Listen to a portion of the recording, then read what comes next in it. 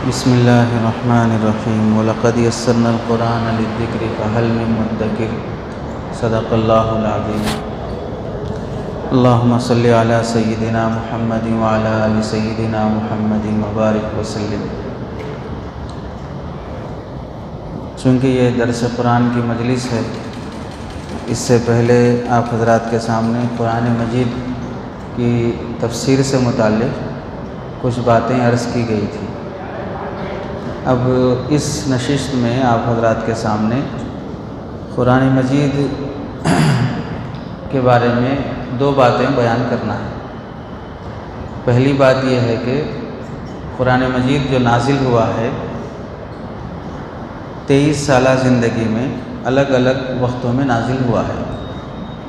ایک تو ہے اللہ تعالیٰ کے پاس سے لوح محفوظ میں یا لوح محفوظ سے آسمان دنیا پر ایک ہی بار میں رمضان کے مہینے میں شب قدر میں پورا قرآن نازل ہو گیا۔ پھر وہاں سے وقتاً فوقتاً ضرورت کے حساب سے 23 ایئرس میں اللہ تعالیٰ تھوڑا تھوڑا کر کے نازل کرتے رہے۔ تو اب یہ نازل ہونے میں بعض مرتبہ ایسا ہوتا کہ سماج میں معاشرے میں کوئی واقعہ پیش آیا، کوئی مسئلہ پیش آیا، اس کا حکم نہیں معلوم ہے، چونکہ اسلام کی دعوت، اسلام اپنے پورے قوانین کے ساتھ، پورے رولز کے ساتھ اب شروع ہوا ہے۔ جیسے آپ حضرات بھی جانتے ہیں کہ اللہ کے نبی صلی اللہ علیہ وسلم 40 سال تک تو کسی کو دعوت نہیں دیے، 40 سال کے بعد نبی بنے، نبی بننے کے بعد 2 سال تک بھی کسی کو دعوت نہیں دیے، 2 سال تک بھی کھلے عام کسی کو دعوت کی اجازت نہیں تھی۔ آہستہ آہستہ چھپ کر اپنے ایک دوسرے میں حضرت خدیجہ کو، حضرت علی کو، 2-4 اس طرح صحابہ کو چھپے چھپے دعوت ہو رہی تھی۔ 2-2.5 سال کے بعد حکم ہوا کہ اب کھلے عام دعوت دینا شروع کرو۔ تو 63 ایئرس میں سے 42 ایئرس تو ایسے ہی چلے گئے۔ اس کے بعد شروع ہوا کام، اس کے بعد شروع ہوا تو کتنے سال رہتے؟ 21 سال۔ 21 سال میں پورا قرآن مجید ضرورت کے حساب سے اترتا رہا۔ وہ 21 سال میں بھی مکے میں نماز بھی جو فرض ہوئی معراج سے آنے کے بعد فرض ہوئی۔ معراج کب ہوئی؟ 42 ایئرس یا 51 میں ہوئی، 50 یا 51 میں ہوئی۔ تو 10 سال جو مکے میں تھے نماز ہی نہیں تھی۔ اور نماز کیا پڑھتے تھے؟ پہلے سے جو طریقہ چلا آ رہا تھا نماز کا اس حساب سے پڑھتے تھے، فرض نہیں ہوئی تھی، پڑھتے تھے، فرض نہیں ہوئی تھی نماز، تو معراج کے بعد فرض ہوئی ہے۔ ایسے حج جو فرض ہوا ہے وہ تو مدینہ آنے کے بعد حضور صلی اللہ علیہ وسلم کے دنیا سے رخصت ہونے سے 2 سال پہلے فرض ہوا ہے۔ حج سب سے آخر میں فرض ہوا۔ تو اسلام کے احکامات تھوڑے تھوڑے کر کے وقتاً فوقتاً، جیسے بچے کی تربیت ہوتی، پہلے دودھ پلاتے، پھر تھوڑا بڑا ہوا تو اسے بسکٹ یا بریڈ وغیرہ اس طرح چیزیں کھلاتے، روٹی کھلاتے، پھر تھوڑا ہوا تو آگے کی غذا کھلاتے، پھر اس کے بعد کیا کیا کھاتا آپ سب دیکھ رہے ہیں، آپ سب کھا بھی رہے ہیں۔ تو تدریج ہے، آہستہ آہستہ آہستہ لے کے چلتے۔ اسلام ایمان میں بھی ویسے ہی ہے، آہستہ آہستہ احکامات دیتے۔ اللہ کے نبی صلی اللہ علیہ وسلم حضرت معاذ رضی اللہ تعالیٰ عنہ کو یمن بھیجے، بولے پہلے ایمان کی دعوت دو، مان لیے، نماز کی دعوت دو، مان لیے، پھر زکوٰۃ کی دعوت دو، مان لیے، پھر روزے کی دعوت دو۔ ایک ہی بار سب نکو ڈالو، یہ بھی وہ بھی بولے تو کچھ بھی نہیں ہوتا بھی، ایک ایک حساب سے لے کے چلو۔ تو ایسے اسلام بھی کیا ہے، آہستہ آہستہ آیا ہے، یعنی احکامات اس کے۔ تو بعض مرتبہ کیا ہوتا، سماج میں کوئی مسئلہ پیش آیا، کوئی نئی بات پیش آئی، اس کا حکم کیا ہے اسلام میں ابھی نہیں معلوم، اللہ کے نبی کو بھی نہیں معلوم، تو اس موقع پر اللہ تعالیٰ اس کا حکم نازل کرتے۔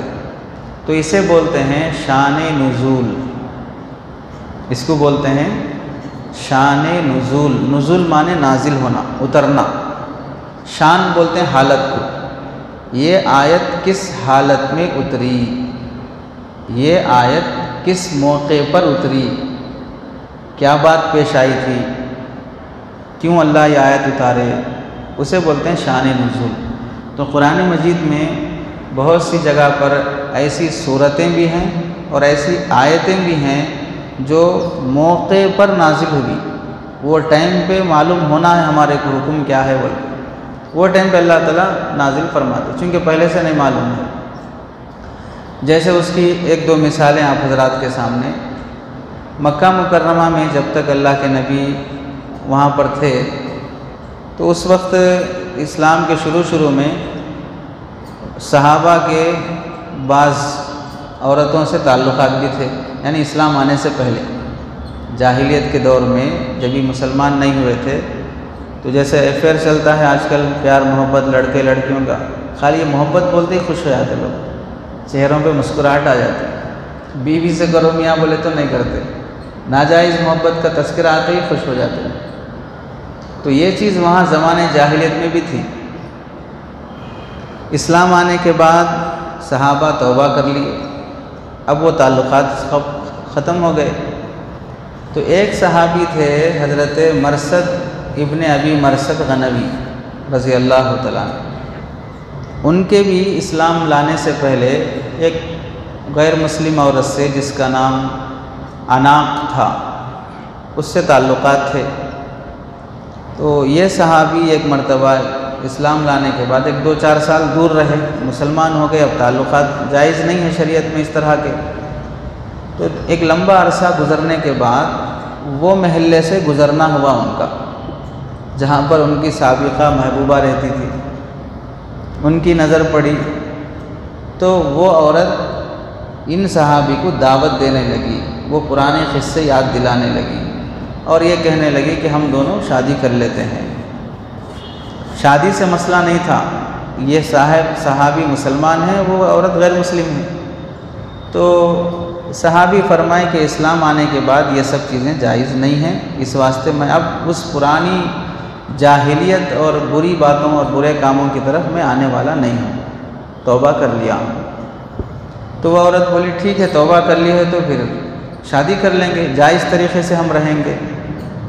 تو پھر یہ صحابی حضور صلی اللہ علیہ وسلم کے پاس آئے اور آ کے پوچھے یا رسول اللہ، میرا ایک عورت سے اس طرح تعلق تھا، اب وہ میرے کو شادی کی دعوت دے رہی ہے، تو میں اس سے شادی کروں یا نہ کروں؟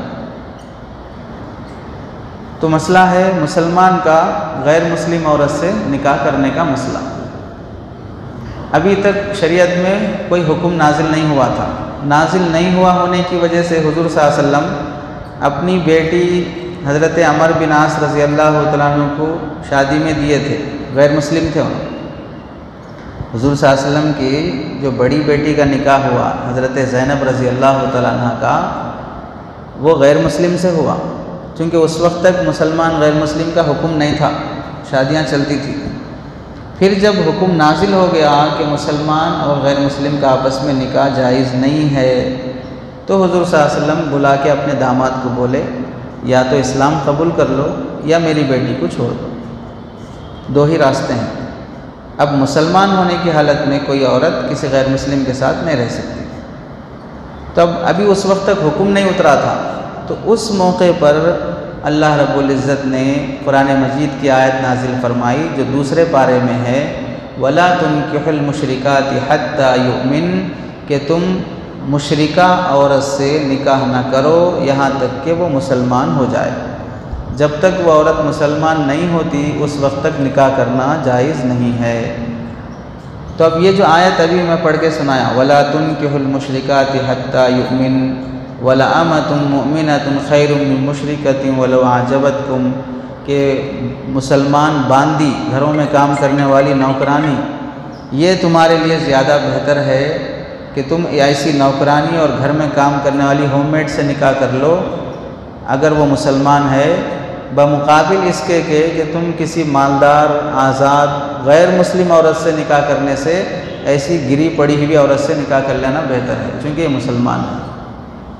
تو حضور صاحب تو اللہ تعالیٰ تفصیل سے آیتیں نازل فرمائے، ایسی مسلمان عورت کے لیے بھی جائز نہیں ہے کہ وہ کسی غیر مسلم سے نکاح کرے۔ غیر مسلم سے نکاح کرنے کے مقابلے میں بہتر ہے کہ تم کسی کام کرنے والے نوکر سے نکاح کر لو۔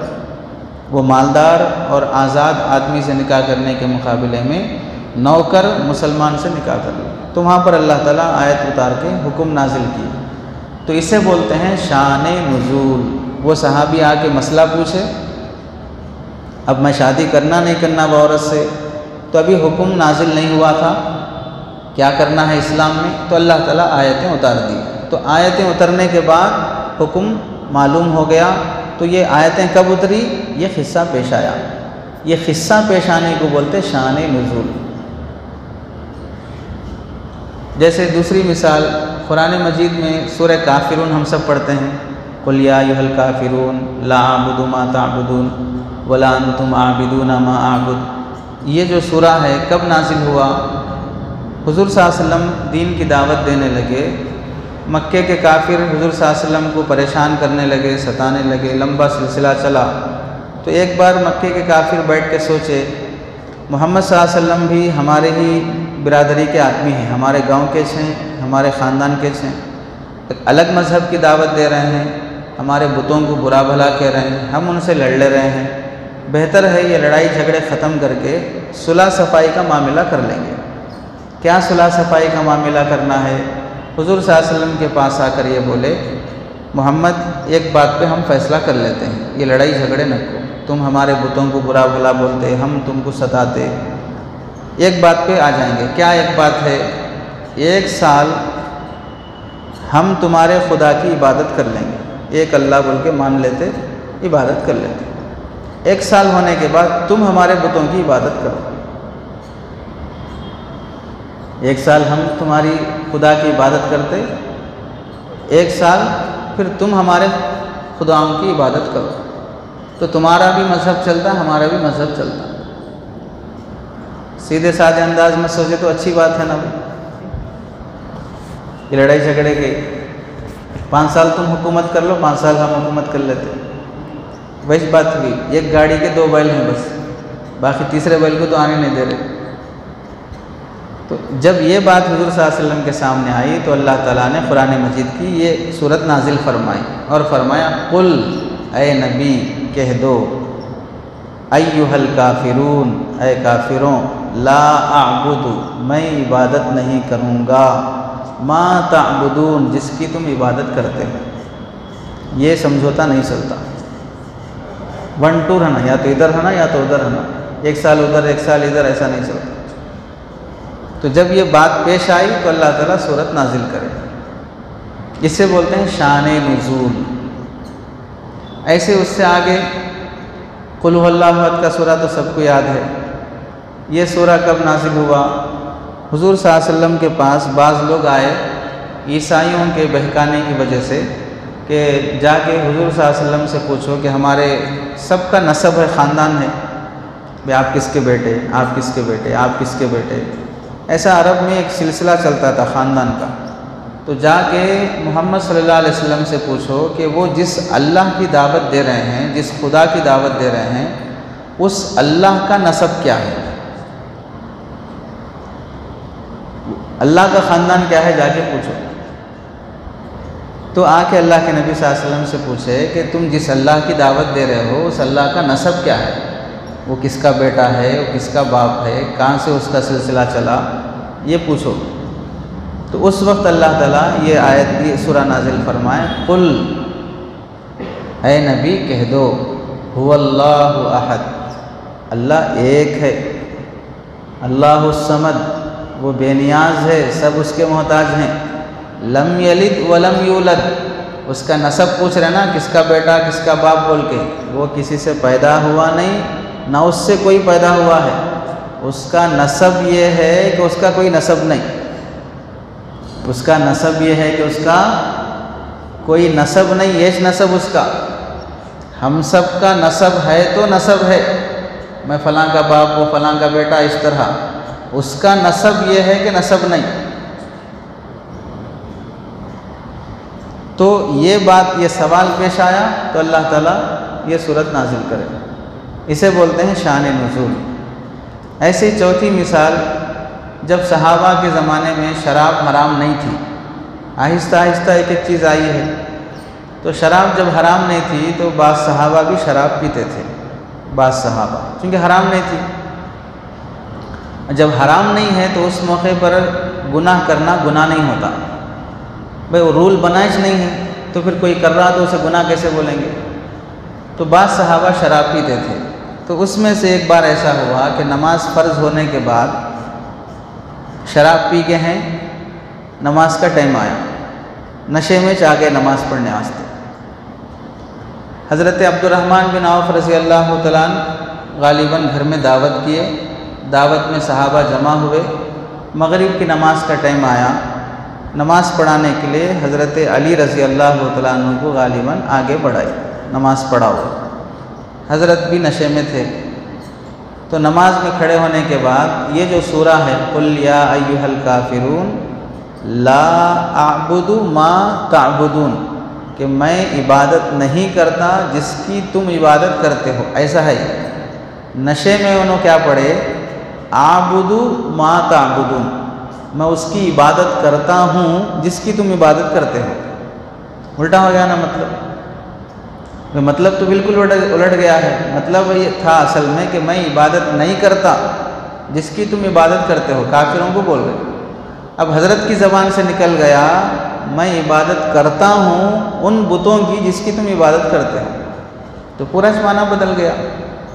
تو اللہ تعالیٰ اس موقع پہ آیت نازل کرے وَلَا تَقْرَبُوا الصَّلَاةَ وَأَنْتُمْ سُكَارَىٰ، اے مسلمانوں نشے کی حالت میں نماز کے قریب بھی مت آؤ۔ کچھ کا کچھ پڑھ دیے، قرآن جو بدل جاتا ہے، معنی بدل جاتے ہیں تو پھر گناہ میں پڑ جاتے ہیں۔ تو اسے بولتے ہیں شان نزول۔ یہ واقعہ پیش آیا، اللہ یہ آیت نازل کر دی، یہ سورہ نازل کر دی۔ تو قرآن مجید میں بہت سے مسئلے ایسے ہیں جو کوئی واقعہ، کوئی مسئلہ، کوئی بات پیش آنے پر وہ آیتیں نازل ہوتی، تو اسے کہا جاتا ہے شان نزول، کہ یہ آیتیں، یہ سورہ کس پس منظر میں نازل ہوا۔ یہ تھی آج کی نشست کی پہلی بات۔